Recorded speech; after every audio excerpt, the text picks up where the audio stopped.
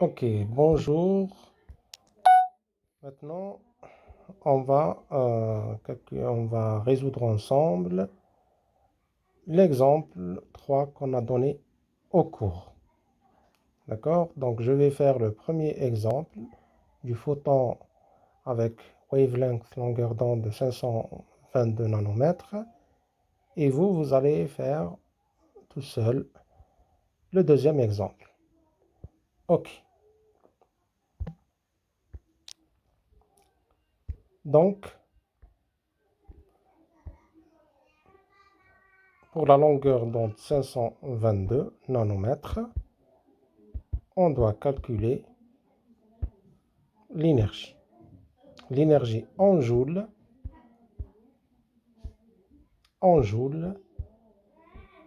et, et en électronvolts. En électronvolts. Ok. On passe au tableau. Là, il va falloir utiliser la relation entre l'énergie et la longueur d'onde, la relation de Planck-Einstein, qui dit E égale H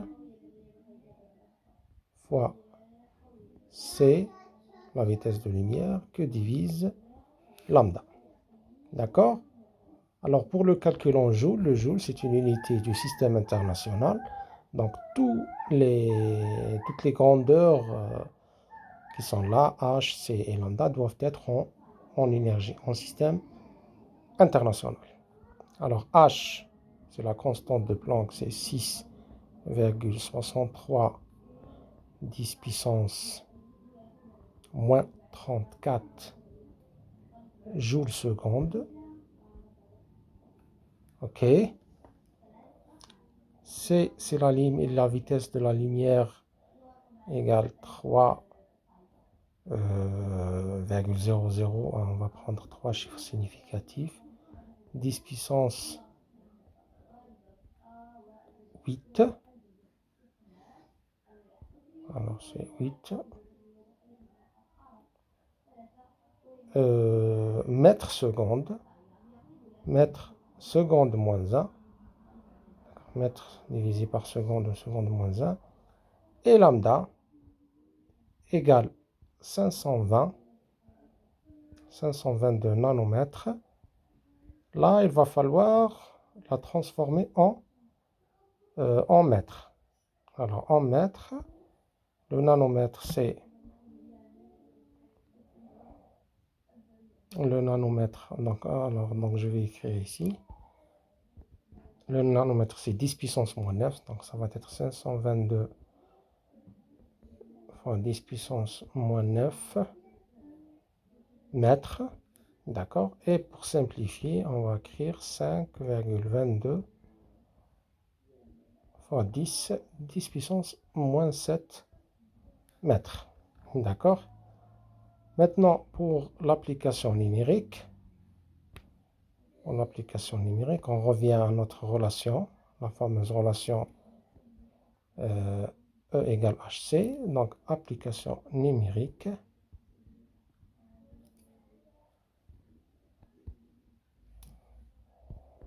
Pardon.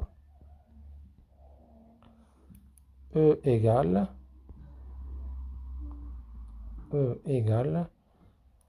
donc, on va prendre les exponentielles seules et les nombres seuls. Donc, c'est 6,63, ça c'est la constante de Planck, fois 3, la vitesse de lumière, que divise 5,22.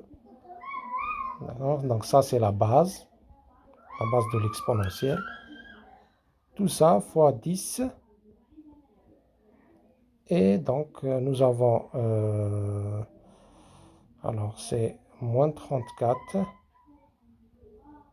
plus 8 et plus 7. Donc, moins 7, moins 7 devient plus 7. D'accord? Maintenant, si vous faites le calcul 6, tout ce calcul-là, d'accord? On va prendre la calculatrice. Donc, 6,63 fois 3 que divise 5,22 égale 3,81. Donc, E égale 3,81. D'accord? 10. Et ça, ici, on trouve moins 19. Et l'unité, puisqu'on est dans le système international, l'unité, donc c'est automatiquement le joule. D'accord? Vous pouvez vérifier ici. Vous avez ici, pour le H, c'est joule seconde. Pour la vitesse, c'est mètre seconde moins 1. Donc, il me reste joule mètre. On divise par le mètre, il reste le joule. D'accord? Maintenant, pour convertir en électron-volt, on divise tout simplement par la charge électrique qui est E égale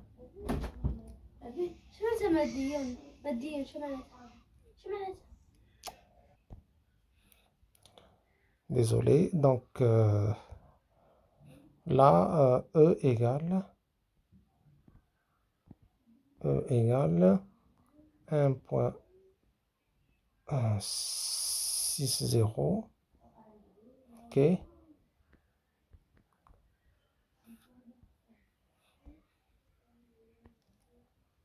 fois 10 puissance moins 19.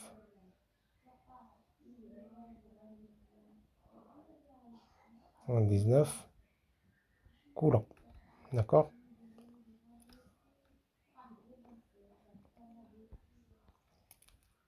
Électron-volt,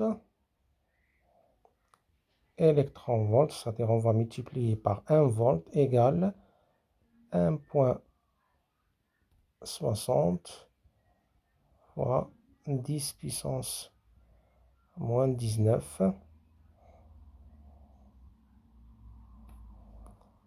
coulomb-volt. Et le coulomb-volt, c'est l'unité internationale qui est le joule. Parce que l'énergie égale la charge fois la différence du potentiel. Donc on peut ici écrire un électron-volt, c'est 1,6 puissance moins 19. Ok? Donc revenons à notre relation. Donc je vais rajouter une autre page. Ok.